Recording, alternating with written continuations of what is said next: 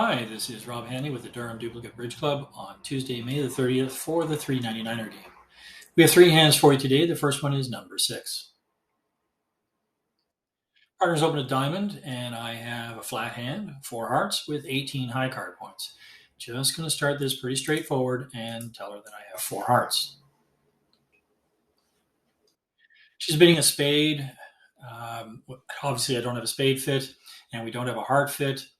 I think the most probable final contract is going to be some number of no trump.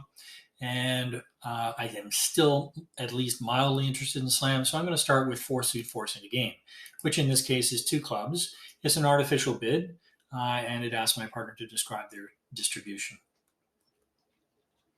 So they've bid 2 hearts. That's a delayed raise in hearts, and they're showing me that they have 3 hearts in case I had 5. You always show the cheapest feature up the line. So even with a balanced hand, they would not bid 2 no trump with club stop. They would still bid 2 hearts along the way. So that doesn't really do anything for me, and I'm going to bid 2 no trump. Now, 2 no trump in this context, this is an unusual sequence. It shows 18-19 because I bid the 4th suit forcing 2 clubs, and I didn't choose a suit after my partner responded to it. And so 2 no trump has to be 18-19. If I had wanted to be in 3 no trump, and that was it, I just would have bid 3 no trump. So a partner knows that I have 18-19, and they are not interested in slam, so I have to believe them. I hate it, but I'm going to do it. And let's see how this plays. All right, we have 1 spade and 3 hearts and 3 clubs and 3 diamonds. So there's 10 tricks. So I'm sure of making an over trick. There's an extra possibility of an extra trick in hearts and diamonds if either suit splits 4-3-3-3. Now, initially you might be tempted to duck this club around to the queen. You could do that, but it really doesn't change anything because there's not enough clubs in the dummy for me to repeat the finesse. So I'm actually just going to take the ace because I want to guarantee my contract and just start playing clubs back.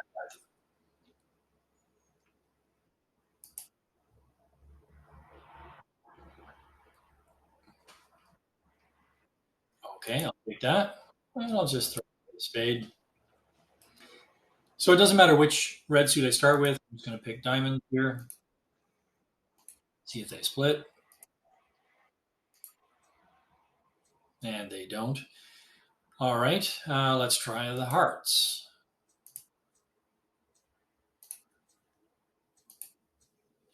Oh, no, they didn't split either. So it looks like I'm going to be limited to the same 10 tricks I started with.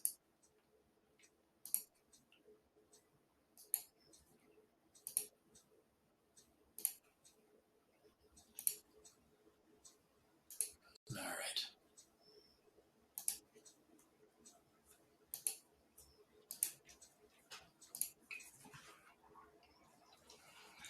All right, well, I'm glad I'm not in 6 no trump on that hand. And it shows the advantages of having a solid understanding of extra special conventions like 4th suit forcing the game and also trusting your partner. All right, let's move on to the next hand. This one is number 12. There's a 1 heart opening on my right. I have a really nice 6-card spade suit. I do have an opening bid, but it's nothing great, but it's not a preempt. So I'm going to overcall with 1 spade. Partner has cubed the opponent's suit. That says that my partner has a limit raise or better in spades. It's forcing to at least 2 spades. Now, the advantage of using this method to show a spade raise with values, as opposed to, say, jumping to 3 spades, is if I only had, say, 8 points in an overcall that was lead directing, we actually get to play in 2 spades potentially. Now, that's not quite the case here. I am certainly looking for game. I would understand if you wanted to jump to 4 spades with this hand, but I tend to be a little slower sometimes when I'm not certain and we appear to have most of the values. So I'm actually going to bid 3 diamonds. And this conveys to my partner that, yeah, I am in the low end of an opening bid. I have spades with some diamonds. And how does that fit with your hand? Obviously, it fits well, so we're off to the game in spades. Wow, partner has a great hand. So that singleton heart's going to be wonderful. Now they're switching to diamonds. I like it when the defense catches all the aces off the top. Makes my life easier. Okay, so at this point, the queen of diamonds is good, as is the king that's in the dummy. The jack of clubs goes to the ace, king, queen, and that'll go, my two hearts will go on those clubs. So at this point, the only issue really is spades. So I'm going to start by drawing the trump.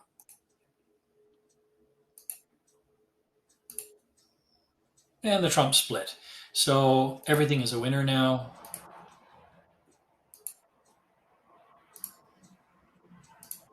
And I'll pitch a couple of hearts.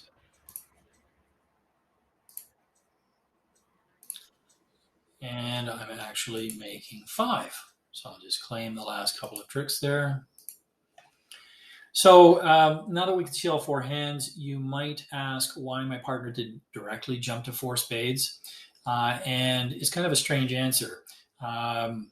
Believe it or not, sometimes when your partner overcalls, slam is possible. And if I had jumped to 4 spades over 2 hearts, I think my partner would be quite justified in bidding 4 no trump to see whether or not slam was there.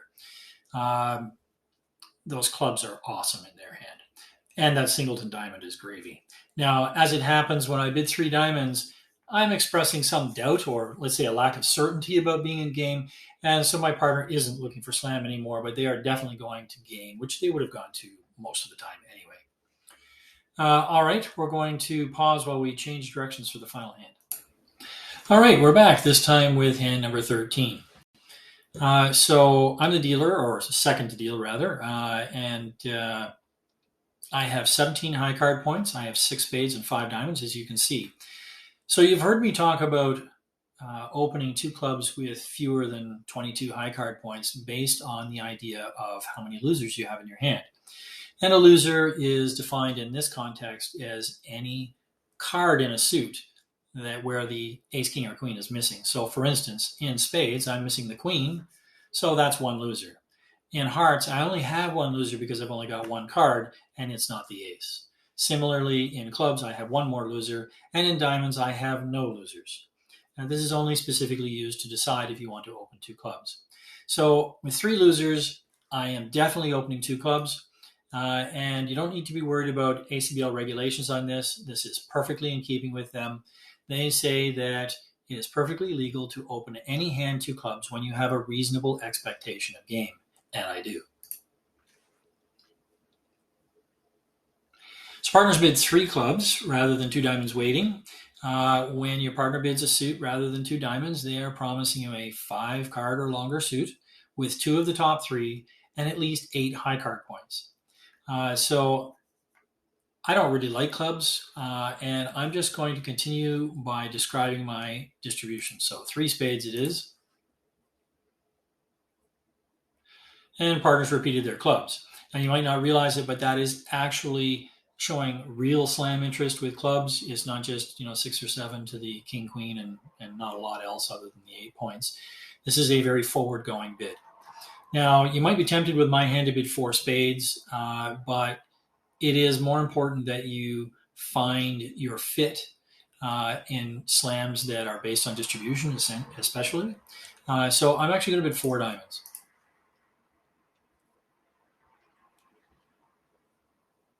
4 no trump from partner.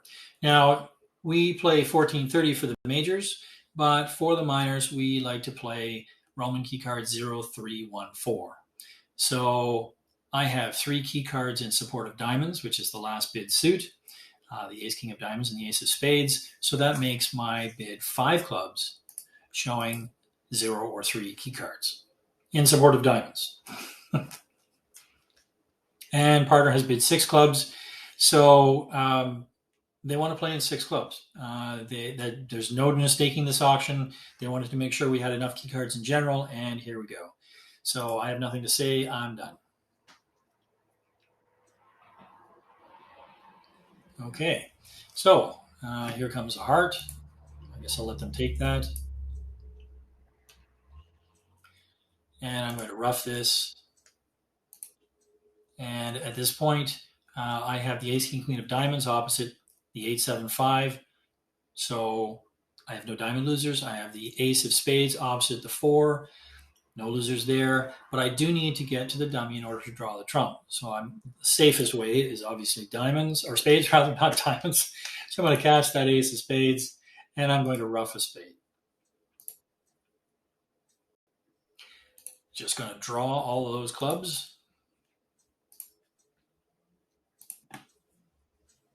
One more. All right, so the rest are mine.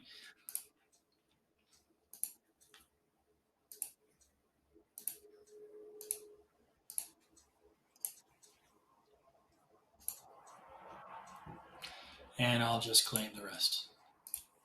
All right, so a couple of interesting things about this hand now that it's done. My partner sort of had to gamble when they bid 6 clubs because they don't know whether I have a stopper in hearts. Also, technically, I didn't promise any clubs. So if my partner, they have great clubs, but if I have none, there's a big chance that jack might be 4th or even 10-4th, in which case 6 clubs won't make. The optimal contract is actually 6 diamonds. And if my partner had chosen not to bid 3 clubs, I think we would have found it because I would have been able to bid my diamonds twice, and then my partner would have placed us in 6 diamonds. All right, that's it for today. We will see you next time. Thanks.